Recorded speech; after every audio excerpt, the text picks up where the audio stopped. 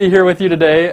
Thanks to everyone who is here in the room. Also thanks to our many guests online. My name is Bill Drexel. I'm a former fellow here at the Center for a New American Security on the Technology and National Security program team, now at the Hudson Institute.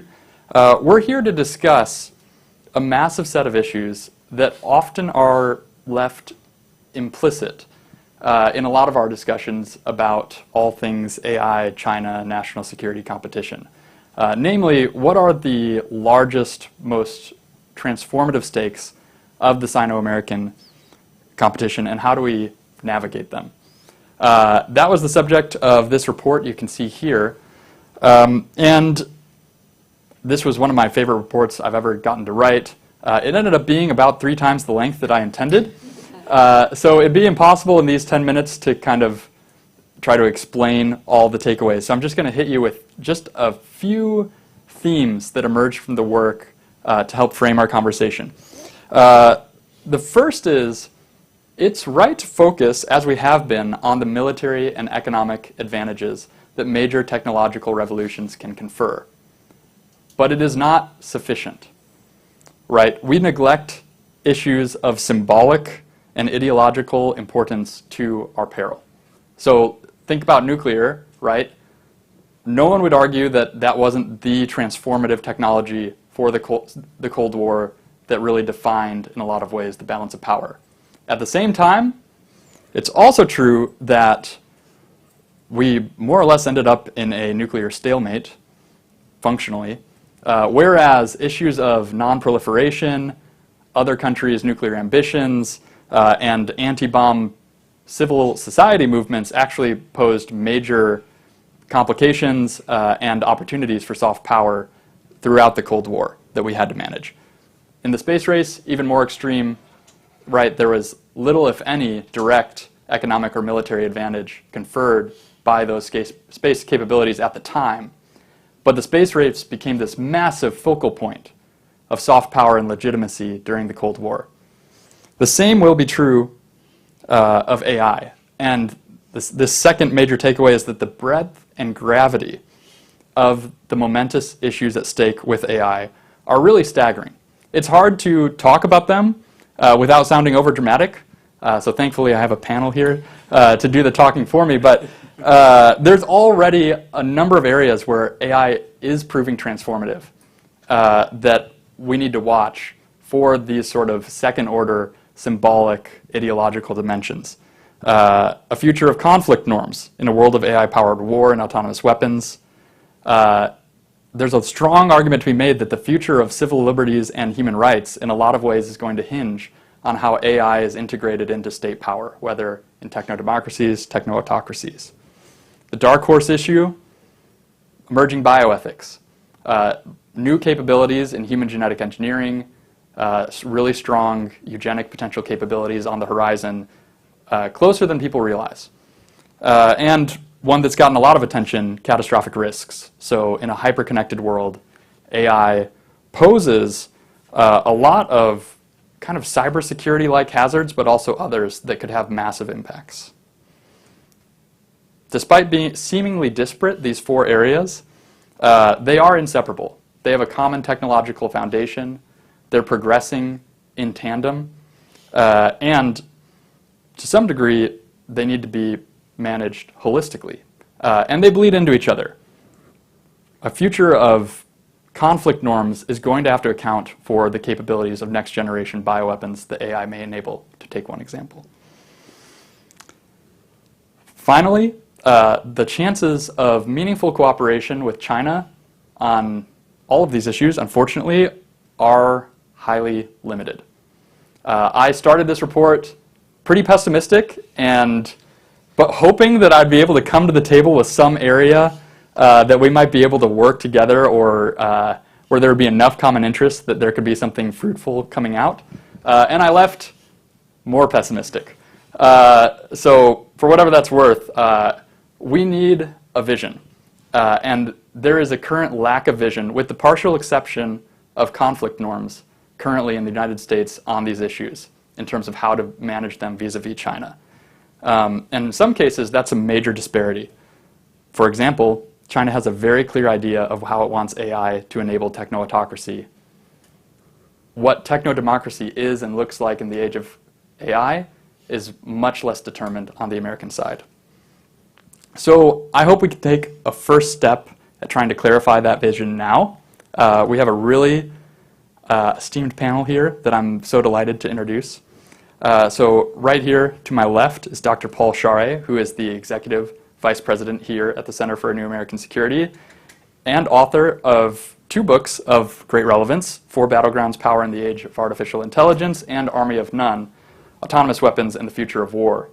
Also importantly for our purposes, he led the DoD working group that drafted Directive 3000.09, establishing the department's policy on autonomy in weapons systems.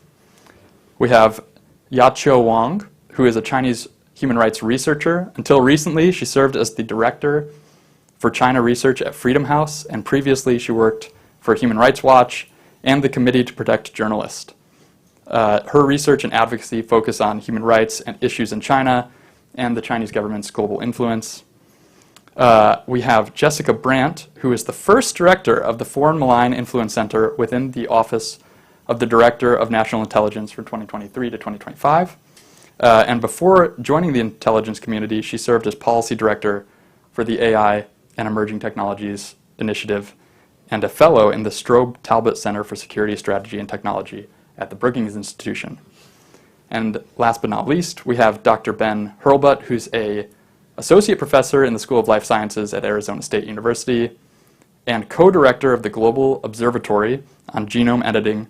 He earned his PhD in the history of science from Harvard University, and his work examines the relationships between science, politics, and law in the governance of biotechnologies. So I'm gonna ask each of them kind of a quick opening question, and then I'm gonna turn it over to the audience. And so anyone certainly in the crowd here can raise their hand to ask a question. Additionally, for those watching virtually, please join in the conversation by asking your questions in the chat box on the stream link that's at cnas.org, or using the hashtag CNAS 2025 on X. So prepare your questions. I'll kick it off this way. Paul, conflict norms is one area where the United States has basically tried to develop a stance and pursue it. But there's a long way to go between now and a future of really widespread lethal autonomous weapons. What do you see as kind of the main stakes of the Sino-American rivalry in AI as it relates to the future of conflict? Well, thanks, Bill. And let me just first say congratulations on a phenomenal report. The stakes of this competition, you said, are massive, but also the scope of this competition in all of the different areas that you've outlined in warfare and human freedom and bioethics and other areas. And so, just to take on all of that, frankly, is impressive. And just a phenomenal job with it and weaving together the different ways that these do affect each other, right? And how the U.S. and China compete in AI is going to affect all of these areas. And we need a holistic strategy, as you kind of outlined, particularly because I think we can all understand the opportunities here for cooperation are limited. That's maybe an optimistic take, right? You know what I mean? I think when we think about warfare in particular, it's just worth keeping in mind a couple base assumptions that I have going into thinking about, is there a room for the United States and China to cooperate, to limit the use of AI or autonomy in warfare in some ways? One is the United States and China are going to compete fiercely in artificial intelligence. They're going to do that at a national level in terms of their companies, their national champions, being leaders in this. They're going to do it to try to integrate AI into their economies to gain competitive advantage. And they're certainly going to do that in the military space as well, right, to try to gain advantage over each other.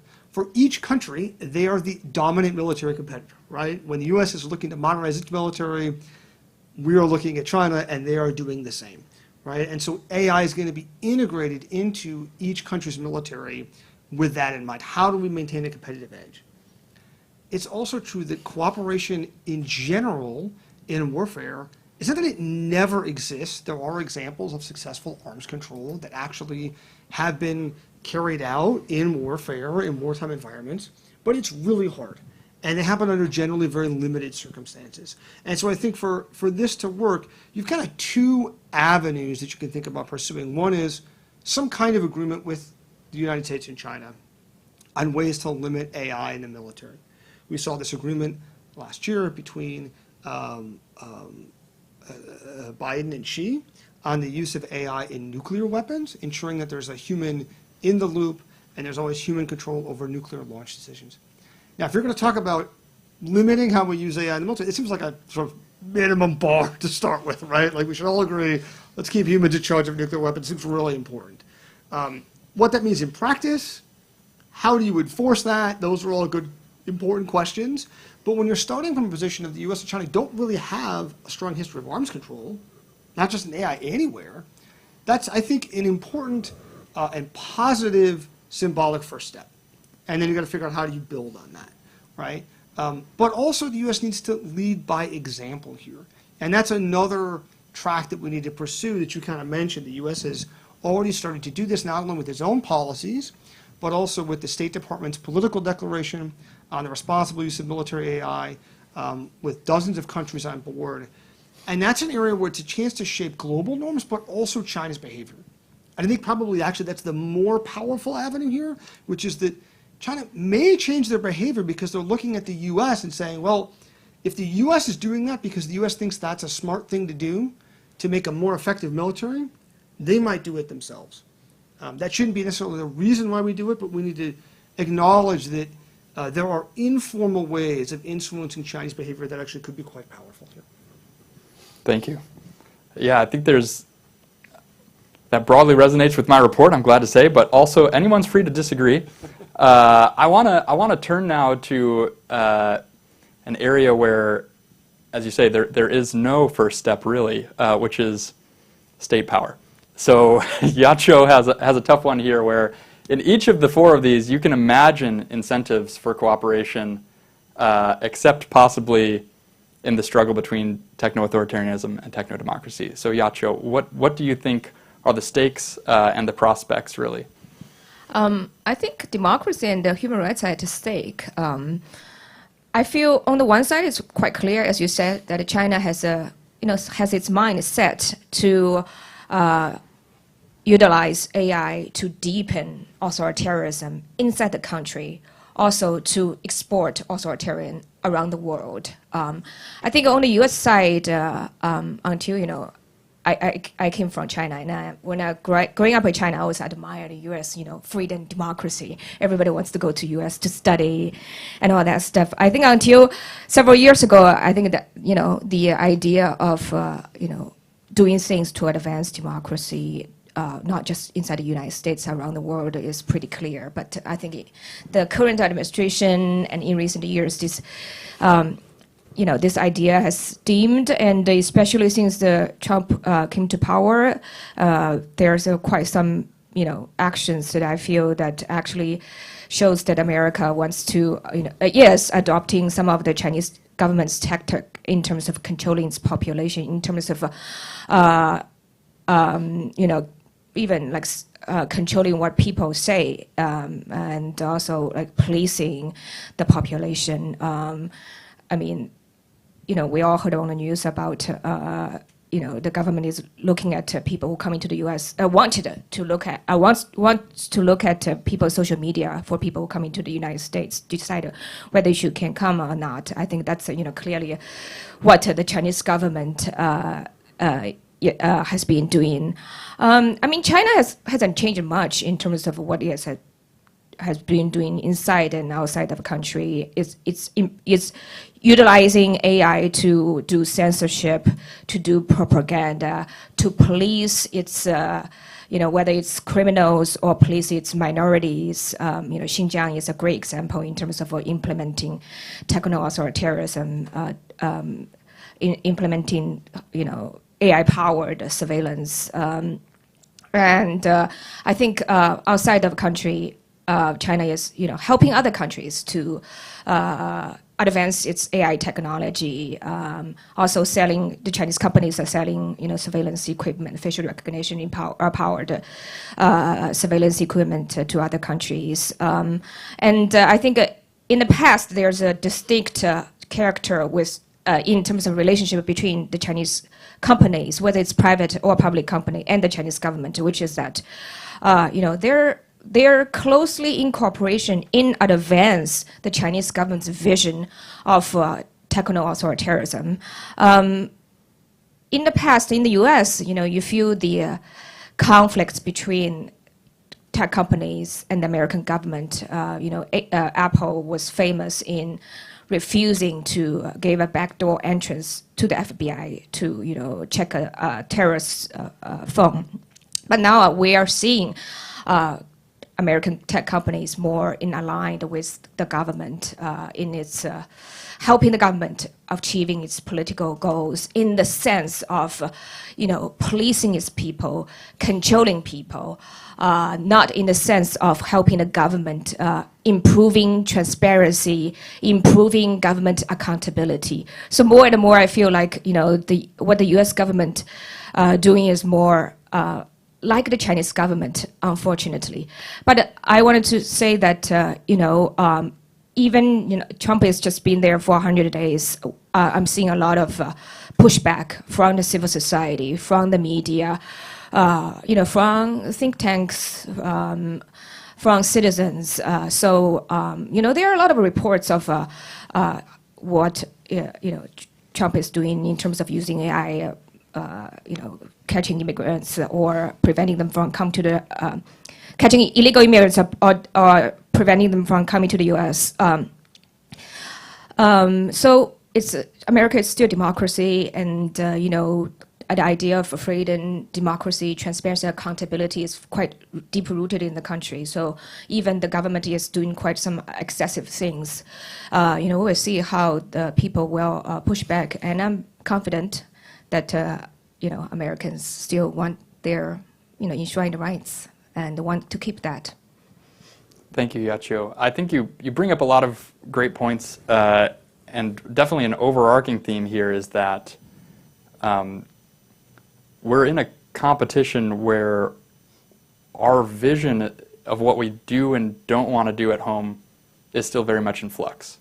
And until we really come up with a robust, clear set of norms, but also ambitions for how the technology can further governance, democratic governance, we may be at a disadvantage. Can I just chime in on Yeah. that? I mean, I think some of the challenge is structural. We're competing against a top-down model, and our sort of open, more chaotic, model obviously, I think poses some sort of near-term challenges for our ability to compete, but over the long run is a competitive strength. And so it really matters who's the we here. I don't know that we want to live in a world in which we have a government-led, sort of unitary strategy, but rather, I think this thinking needs to happen in all corners of society, including in civil society, about how we can use these kinds of tools to the, benefit of good governance, et cetera. And so I guess I think we need to adapt Kenan, I think it was Kenan's admonition. We need to avoid the temptation to become like that which against we are competing against, and I think that really holds true in this space. And even if we face certain near-term competitive disadvantages, like the aspiration for us should be to think about sort of where are there asymmetries that rebound to our success, and our openness is one of them, and to capitalize on those to go on offense in the spaces that are more conducive to our success. Great points. Great points. Gosh, now I want to keep on the techno-democracy train, but I do want to get kind of get a lay of the land out there. So Jessica, could you just give us a brief sense of this issue that has taken up a lot of attention in the public sphere recently, which is catastrophic risks associated with AI, and how these kind of two leaders in artificial intelligence might direct or shape these risks going Yeah, forward?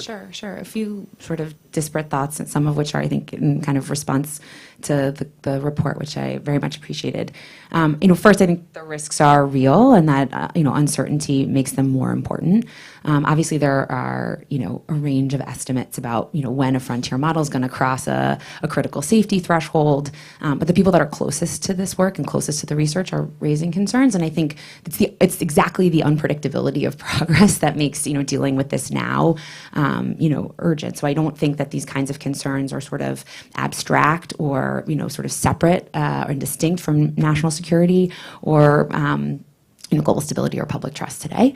I think the second is just, to be effective, like U.S. diplomacy is going to have to tackle, access as well as safety. The report kind of makes the argument that we are over or too focused on security, and we risk alienating global publics, especially in the global south, who sort of see that as gatekeeping, entrenching monopoly, or denying access to critical technologies. And I think that risk is real, right? If security or AI safety becomes kind of read as the code word for control, like diplomacy is going to fail. But I don't think the answer is to de-emphasize safety, but rather, to take an approach, sort of an inclusive approach that also, entails partnerships, with important other countries to build capacity to ensure access. I guess I'm arguing that we shouldn't do less on security, but do more in other spaces to show that we're not gatekeeping and that this is not about entrenching a monopoly, but about ensuring that AI is safe, for all.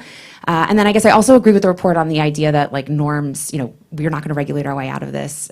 Norms and culture matter enormously. And this is a space I think we are already leading, but we can continue to lead with, particular kinds of investments. But, to the point that you make, I think we can't care about, if we care about the sort of spread of global, of U.S. led safety norms globally, then we have to care about the competitiveness of American companies and American firms. And so that's going to require sustained investment in R&D and workforce training, all of that kind of stuff. So I guess I'm arguing for an integrated strategy that entails diplomacy in a broad sense, support for innovation as well as safety. Great, thank you. And to your point, I very much agree. Maybe the solution is not to reduce the volume on safety, security, but to increase the volume on everything else, and to have a more wide-ranging strategy of kind of projecting an American vision for AI that in all these transformative aspects that's compelling. I agree with that. So, yeah, glad we're there. I want to talk about one of those areas where the volume is currently basically zero.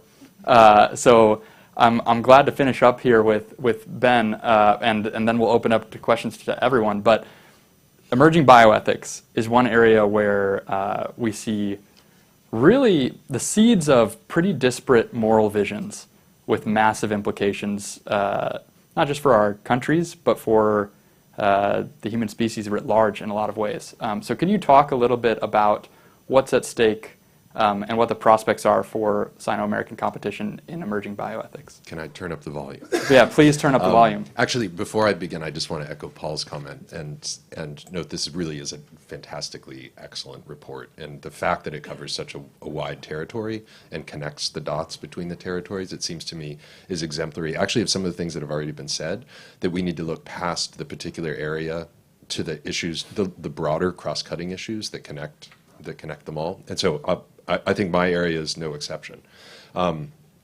Okay, so in the domains that I look at, we're talking about the development of technologies for the modification of forms of life, right? And those are much more subtle than the kinds of catastrophic risks that one might worry about the collapse of complete systems, although there are the potential for catastrophic outcomes.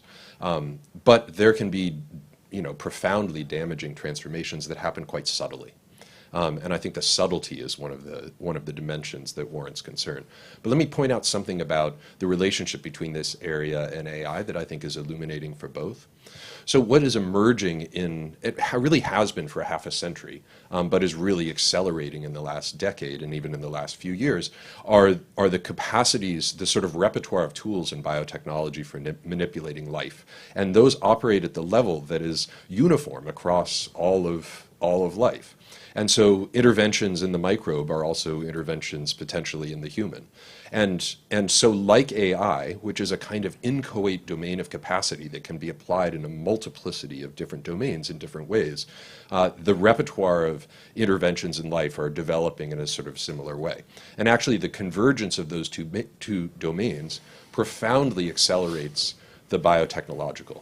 Because what AI is doing is basically hunting through nature or predicting the forms of, the thousands upon thousands of proteins that can be deployed to do one particular task far more effectively than the limited repertoire that we start with at the beginning of the day. And so the kind of mutual acceleration of these domains that's going to be very consequential over the next decade, say. But AI operates in the domain of information, which of course can have catastrophic effects on societies that are information dependent. But we're made of life. And so I think attending to the ways that this enters into the sort of domain of the flesh, that is worth attending to. And the worries range from the overtly horrifying, which are the capacities to develop, to delegate to AI tools the work of tinkering that can produce forms of virulence that you might not discover in nature, or it would take a very long time to design in. So, that's a concern about bioweapons, but it's actually also a concern about virology research, right? Which may be done in the name of health. And one of the features of this domain is that the distance between the thing which is done in the name of a collective good, of a social good, and a thing which is done in the name of death and destruction is so small that governing the product is a fool's errand. And so, if you apply that then to the domain of the human, in reproductive technology and genetic technology, the kinds of potential for intervention in the modification of people, that too is profound and emerging. But I think one of the takeaways from that is that attending to the technological output is the wrong approach, that one has to attend to the norms that inform the projects of innovation in the first place. And that's not just the norms that govern innovation, that is the norms that are sort of intra-scientific and intra-technological, but it seems to me that this domain requires us to ask questions anew, like what is the human in human rights? What is the human that warrants protection? And not just the material human, but also the sort of understandings of the human that are captured and codified in regimes of law and norms, and also the understandings of ways of making judgments together about that, right? So the kind of politics that's needed in order to contend with questions as significant as what is the human that warrants protection. There's work to do in that domain. So I think that actually one finds oneself in that problem space very, very quickly if one begins with these technologies. And it's a problem space that's actually good to apply across the different areas that we're discussing. I think discovering that is essential. So let me just say something very quickly about Sino-American competition and so forth in relation to this. So the one case, the sort of spectacular case in the domain of human genetic engineering, of course, came out of China a handful of years ago. And it was seen as a kind of transgression against the norms of international science. But in fact, I would argue that it was an expression of it. And there's a key takeaway from this. So there was a substrate of national competition. Who was going to be first? What nationalism was going to own this scientific and technological first as its own? Even as there was a notion that this is participating in a kind of global, universal playing field of progress. And so the first was a place that everyone wanted to get to, in effect. And it was a question of who was going to take the risks, set aside the norms, lay claim to the territory, assert the justification back of it in order to own that space. But I think the place to attend to there is not just somebody did this, applied this technology in this way, but that there was a kind of internationalist science with a set of norms that governed, in effect governed, asserts the authority to govern itself and kind of governed the territory in which this event played out. And that is an area that requires attention. So I think there's a fundamental question, not just about norms in China, norms in the US, but actually in the kinds of almost transcendent institutions like science that claim their own sort of authority to govern themselves, their own sovereignty, and ask questions about what the right relationship is between those and democracy. Because the task of articulating what is the human and human rights, such that it can inform what sort of experiments somebody does or doesn't do in the laboratory, that is not something that they are capable of contending with. But I can attest that people who are working in these domains are very worried about that. They don't know how to worry. So I think the problem of techno-democracy on a certain level is to get to those not just norms, but those forms of democratic capacity, institutionalized democratic capacity, that can learn to ask kind of old questions in new ways, so that they can be applied in these domains and guide and govern them, as opposed to simply sort those applications that are acceptable or unacceptable, dangerous or worthy. Thank you. Thank you for a very thorough answer. For anyone who is less familiar with genetic engineering history, the incident you were referencing, I believe, is the 2018 instance where He Jiankui, a Chinese scientist, brought 2 babies to term that he had, well, 3, I suppose, that he had genetically engineered, just for anyone missing that reference. Really great spread of the land. I want to take a question that's come in online, but it pulls on a thread that's come up in, I think, each of our responses here, which is the question of, okay, so we got, there's a question of how much are we becoming like, how much do we become like our rival in trying to compete? What are the mechanisms, what are the advantages and disadvantages of the mechanisms we have available to kind of chart a new vision, but then in very different sectors. So as you said, the scientific world has its own sort of sense of sovereignty about these questions, versus in weapons, there's a very clear set of diplomatic channels to answer these things. So I want to throw open to the panel broadly. What do you think are the most, where's the highest potential for the United States to try to chart a new vision in these areas, with the knowledge that that's going to vary kind of domain to domain?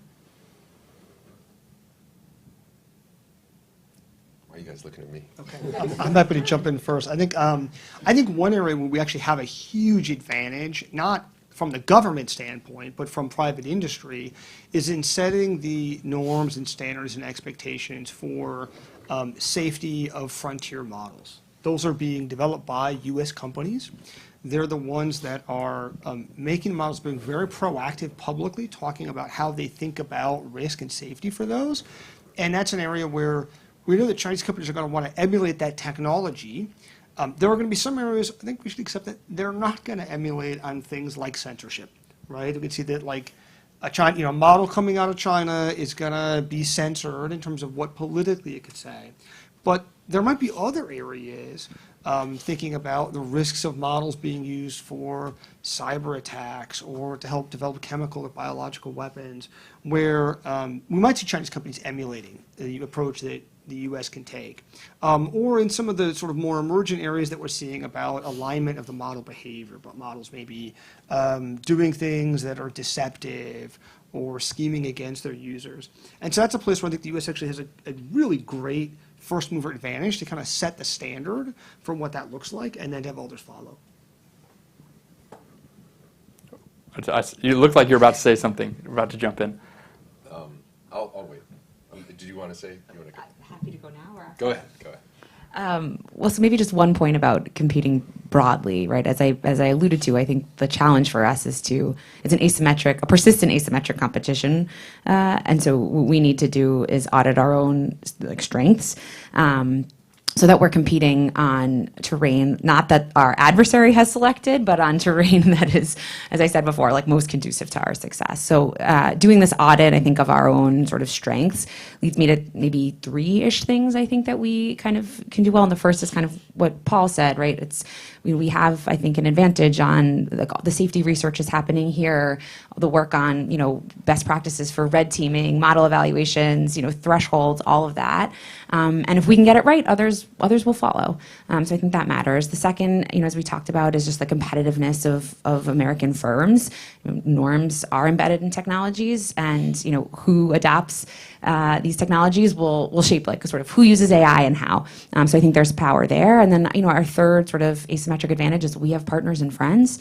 A broad and vibrant network of partners and friends, and we should use that. So and a degree of soft power. So to the extent we've spoken about kind of engaging partners around the world and building capacity and ensuring access to frontier technology in ways that are responsible, I think we're poised to do that, and we should.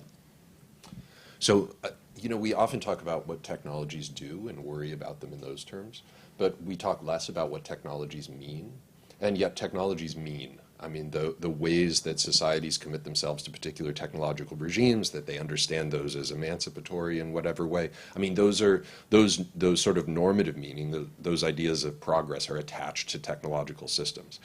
And we can just sort of deploy them and not think about that too much, or we can do it intentionally in a way that is about the cultivation of shared imaginations of what progress is, and the forms of ambivalence and the forms of uncertainty and the need for sort of iterative revisitation and so on and so forth. I mean, those are all expressions of democratic capacity, right? And I think, if smart young people are growing up in regimes looking across the ocean or whatever thinking I want to live there because of those meanings, right? And they're not I want to live there because they've got great highways. It's I want to live there because of, the meanings are significant. And so I think this goes to Jessica's point about the sort of playing the long game. If it's all about who's going to be at the next step tomorrow, and we can't think about anything except getting to that next step, we may not think about sort of what the warrant is for taking this step, what is orienting this step, and articulating that in a way that informs a project of innovation that is supposed to be an expression of, an enlightened democracy or whatever. And so it seems to me that is an advantage. And we're having our troubles in that domain. And, my political science friends love to talk about democratic backsliding and so forth. But it seems to me we have enormous democratic capacity, actually. And that tapping into that means ownership of a domain of technology, even if it doesn't mean, even if it doesn't mean total technical domination of a next step. The one other thing I think that's important here is that there is a tendency in technology governance to try to draw down the problems into something that is manageable and tractable and you can keep inside of as small a unit as possible. Like the company is taking care of their own safety issues and don't worry about it, we're responsible. Or this is a domain that's well regulated and so the rest of us don't have to think about it, or whatever. But that tends to push things in the direction of kind of technical manageability, which makes big problems small. And I think that actually, in the domain that I think about, it's sort of neither here nor there whether you can, genetically engineer children safely if you shouldn't genetically engineer children, right? And it's a bizarre question. It's a bizarre idea, actually. You would invest a lot of capacity in asking the safety question as a prerequisite for asking the weather question. So, it seems to me the capacity to ask the weather question, even if it doesn't mean that it's going to govern what is done elsewhere, actually has a global significance because it stands for a commitment to certain forms of meaning and certain forms of aspiration. And those don't exist independently of the technological regimes we develop. That's a great point. I see one hand in the crowd, yeah. Sure. Thank you, Piero Tossi from the Congressional Executive Commission on China. Thank you, Bill, for convening this, and thank you for the excellent panel. My question concerns the use of AI with drones and in targeting. And on the one hand, I think it's almost as if they can adopt a social credit score type system and target culpable actors and, in theory at least, avoid collateral damage and other such things, kind of use and bellow type standards. Whether that works in practice and is a question, I think, in certain conflicts. We see the use of lavender and how the journalists, are targeted in excess. So that is an open question. So that's the first question. Would AI be, and again, we're talking in the realm of killing people, but in terms of just war and use and bellow type standards where the means are just there, would that be a help? And then the second question, and maybe it's for Yacho, in the context of China, where there does seem to be an ignoring of norms, be it with regards to genocide in Xinjiang, organ harvesting, or even in the idea of human rights, the shared common destiny of mankind, and this movement away from rights as individual civil and political rights, but towards right to development, to more collective rights. Would that standard setting and the use of AI and drone technology even be applicable if it were to come to a conflict with China? And would they adhere to such Geneva Convention type norms for AI, as it were? Thank you. You want to jump in? Take this one, yeah. Right. I think I would separate out, first of all, the use of drones as like the physical asset that might be actually doing surveillance or carrying out a strike versus the use of AI to do the targeting component. Because you could have both of those together, or you could have them separate, right? You could have AI supporting a strike using missiles or using an aircraft that's piloted, right, for example. I think the questions about the AI and the targeting cycle are probably the most challenging and the most profound there, because you're really talking about then handing over some human decision making. And I think it matters quite a bit which aspect of the targeting cycle are we talking about. And there are certainly areas in which we could see AI used that could be helpful to not only military effectiveness, but also to being more precise and humane on the battlefield in greater compliance with the law of armed conflict. Ensuring, for example, that you are only targeting combatants, that you reduce civilian casualties. I think there's probably ways to be smart about AI and thoughtful to ensure that you're doing that. Is that what's going to drive the PLA? Probably not, right? I don't think that's going to be like the dominant factor. I do think that they care about political control. And that is going to be a factor for them when they're thinking about adoption. So sometimes what I'll hear in Washington is like, oh, they're just going to adopt AI, make all these autonomous weapons, and like their considerations are different, right? And so, I'll go to conferences in the defense community and places like Annapolis, the Naval Postgraduate School, and hear people talk about law and ethics. I don't think those conversations are happening in China, not in the Chinese military thinking about AI adoption. But they do worry about ensuring that their political leadership has very tight control over the military forces. And that will be a factor that then mediates how they think about AI. I think the open question is, does, from their standpoint, AI increase that control? Right? Because the AI is going to do what you asked it to do and maybe more reliable in some ways than a human, or does it add some element of uncertainty and risk and vulnerability that they're going to be hesitant about? And I think that's going to be the biggest factor that then drives how they think about adoption. Yacho, did you want to chime in on Chinese political culture and adherence to these sorts of potential norms? I think the answer is pretty simple. I don't think the government wants to adhere to international human rights norms at all. Even it has signed the treaties, even it has pledged X, Y, and Z. When it's doing the deeds, it ignores it. I've been in the human rights field. Paul, you've been in the human rights field for a long time. It's so obvious that it just violates what it says, what it believes. I mean,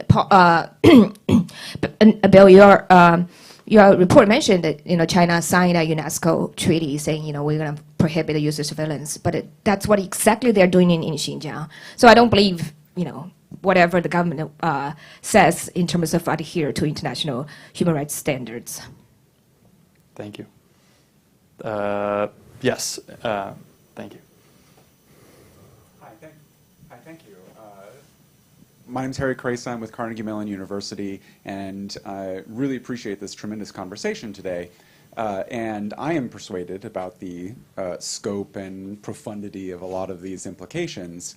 But that leads me to the question of why hasn't this already been more destabilizing in the U.S.-China relationship? Like if I were Xi Jinping listening to what some of the frontier labs are saying about AI transforming the economic, scientific and military levers of power, and that it was critical for the AI race to be won by democracy, I would find it nearly intolerable that there was a, albeit tenuous American lead in this race, and start becoming much more risk accepting in closing that gap.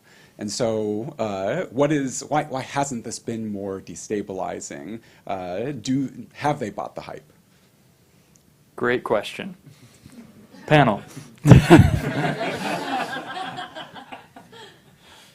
So, something that I often keep in mind when you have experts jumping up and down saying this issue is really important is that for senior leaders at the political level, they're hearing that from all of the experts in their domains, right?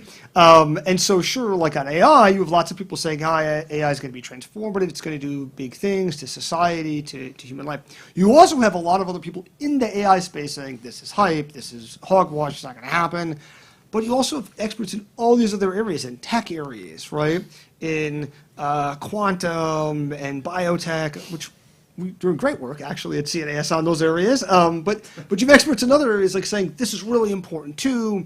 You have people outside of tech, like say like in the U.S.-China relationship, there's all these other things that they need to deal with, the trade policy and tariffs and military competition. And so, just for senior leadership, like what do I take seriously? How do I focus attention? Is I think a genuinely challenging problem. And I think it's a challenge for experts to then figure out like how do you communicate in a way that effectively tells leaders like I'm not just sort of carrying my pet rock and telling you that I think this is important, but actually in the mix of all of the other things you have to deal with, this is maybe where that ought to rack and stack in your priorities. I would just add, I think like inherent in your question is like, why hasn't there been, a discontinuity, right? An impressive discontinuity. And I think these concerns are already baked in, that this is not, there hasn't been a flashpoint on our side, one moment or one statement by one company but rather, this has been a subject of conversation in Washington, many conversations I'm sure you've been a part of, for some period of time. And so, priced into China's strategy is an understanding of sort of where we're at on it. Just wanted to be really quick. I think in some areas it has already been transformative in terms of, the use of AI in surveillance and repression of human rights in China. I mean, we live in democracy. We are able to say things, by far, so far, right, on the internet and all that, because we're not experiencing what the Chinese people are experiencing. Look at, the control during the COVID period, how quickly they are able to identify anybody who didn't report, where they are, or how quickly they can identify whoever sits next to you in a train, in a subway. So I think it has already been transformative in terms of controlling the society. It's just not what we have been experiencing outside of China. Maybe also just to put a framework on it, I think, I see this as sort of a societal security dilemma, right? Like some of the most potentially challenging, like New York Times reporting about corruption at the highest levels of the CCP is, I think, arguably, that's just like our democratic society doing what it does, right? Journalists doing their job, that wasn't government directed, but that's enormously threatening to the CCP, and it wasn't a US government decision. And that leads them to take actions to tighten their control or to, conduct influence campaigns, which we haven't really talked about here.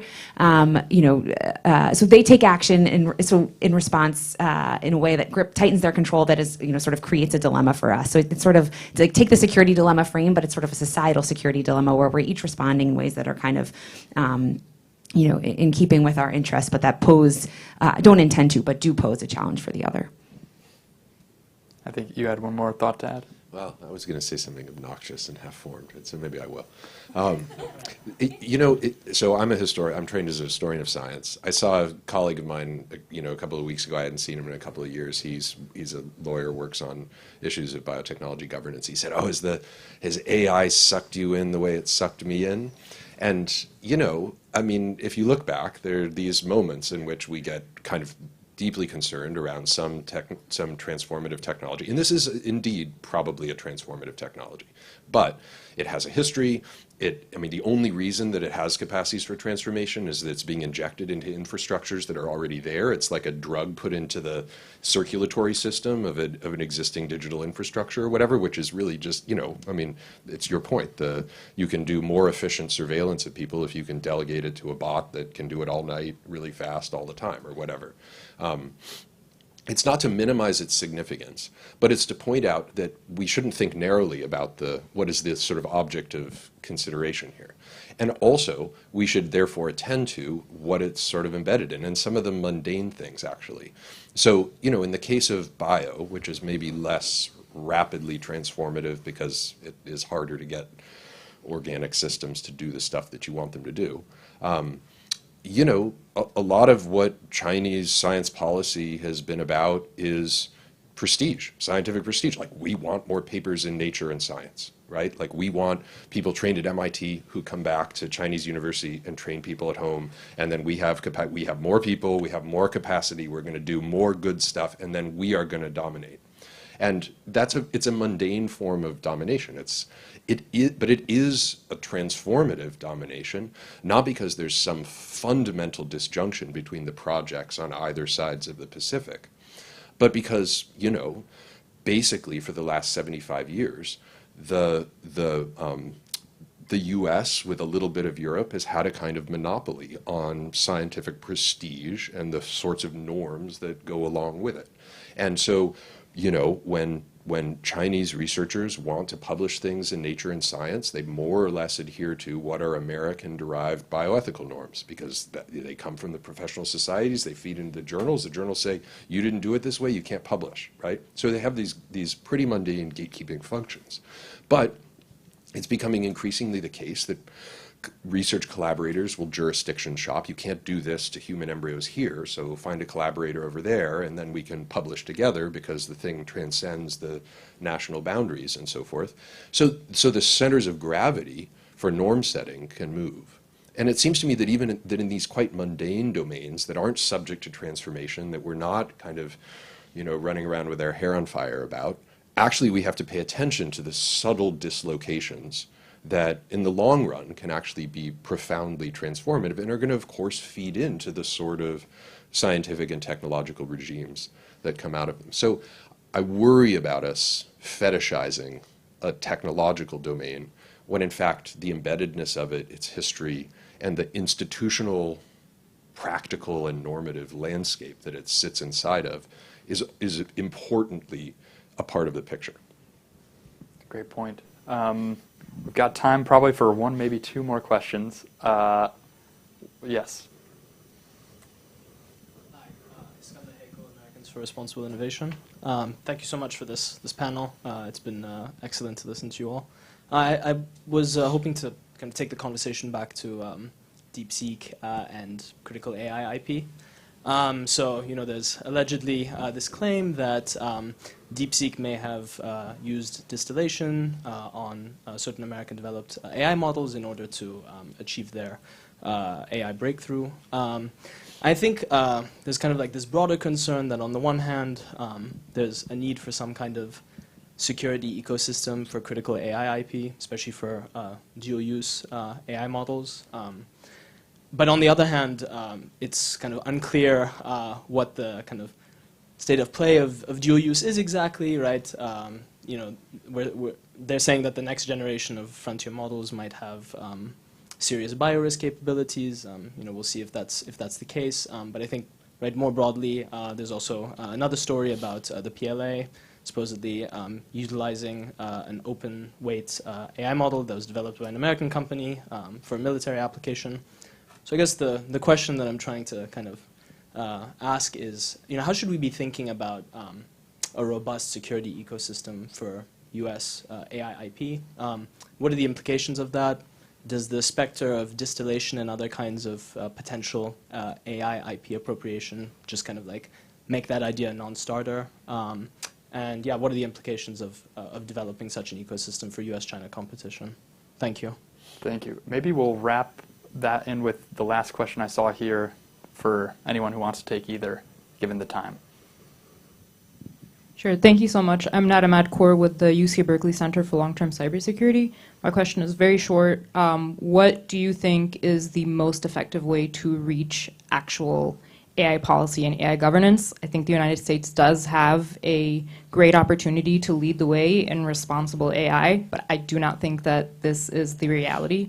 Model developers are largely self-regulating, and while they are publishing things like model cards, they lack the context and transparency that would allow them to be actually meaningful. So I guess my question is, what is the path? How do you think the process should go so that we can get to reliable AI policy and AI governance in the United States? Because people have been turning up the volume on a lot of key aspects, but they're just not being listened to. Great. So we've got one on info security AI and one on how do we actually influence policy on this stuff. Any final thoughts? I'll give an obnoxious answer to the how to influence policy. This is not a very good Washington answer. It seems to me that the difficulties with addressing issues of policy in AI, like in other domains, is a appetite for immediate solutions. Appetite for immediate solutions. That actually we're at the stage of figuring out how to ask questions, and what questions need to be asked, what problems need to be understood as the problems. And that requires taking the time, assembling the people, doing the thinking, engaging in the deliberation, and it's not just a question of like, is your thing safe, or is it going to destroy the human race next year? It's cool. We're governing it inside of our company. Don't worry about it. You know, I mean, that's a pointless conversation, I think. So, I mean, actually, collective, deep engagement with the problems, which is what this conversation is about. It seems to me that that's I don't know if it's an effective way to influence policy, but it seems to me the right way. On securing American IP, I think that's a goal across the board. One, I think, important consideration is just information sharing mechanisms, helping companies understand what the government knows so that they can protect themselves. So making sure there's sort of robust information sharing between government and firms. And on the sort of policy making, I think ultimately we need to be thinking about what are the levers that shape incentives for frontier firms. I really wanted to bring up a point that Bill keeps mentioning in his report, that don't have expectation that you can work with the CCP. I think just drop some wishful thinking is first step of effective policy making. Yeah, I think in terms of effective policy making, I do think that computing hardware is the place that has the most traction to actually put in place regulations domestically or globally that's going to have real teeth, because you do need, at least at the moment, large amounts of computing hardware to train models that are highly capable, and then certainly to deploy them at scale. In terms of the U.S. approach, I think first and foremost we need government visibility on what's happening. So whatever the future is of the AI Safety Institute, we need some mechanism in the government where people have visibility on what frontier labs are doing and what the capabilities are of models. And then from there you can figure out, okay, what role should the government play, if any, in regulating those. But if you don't have people in the government that are knowledgeable, then we're really just sort of at the mercy of trusting these companies that they're doing the right thing. And in terms of DeepSeek, I think there are lots of maybe dimensions of what you're talking about. There's like a cybersecurity dimension inside the labs themselves and protecting the models themselves and model weights. There's a question of how much are the companies going to reveal publicly. We've seen that shrinking over time. That might continue to shrink as companies decide that they're going to share less and less. There's certainly an important question about open source. But I do think one key takeaway here is that we should expect that whatever frontier labs are doing, China is not far behind. I don't think that will change. I think that the overarching trends in model size decreasing very rapidly once you have a given level of capabilities are likely to continue. And eventually, people will open source models. We can see in DeepSeek, they've got really good engineers in China. And so even if sort of there are some, even if sort of companies find ways to button up some of their IP, I think we should expect a world where top-performing Chinese labs are not very far behind top U.S. labs. Maybe we stretch that out a little bit further than it is now, but it's not going to be a 10-year gap. And we've got to find how do you deal with this reality where this technology proliferates very, very quickly. Thank you. I love about that last set of answers that we had 4 answers all on the same topic from such different angles, but really speaks to the strength of this panel. We are at time, so I just want to thank our panelists and all the audience here and online for the engagement. Thanks again.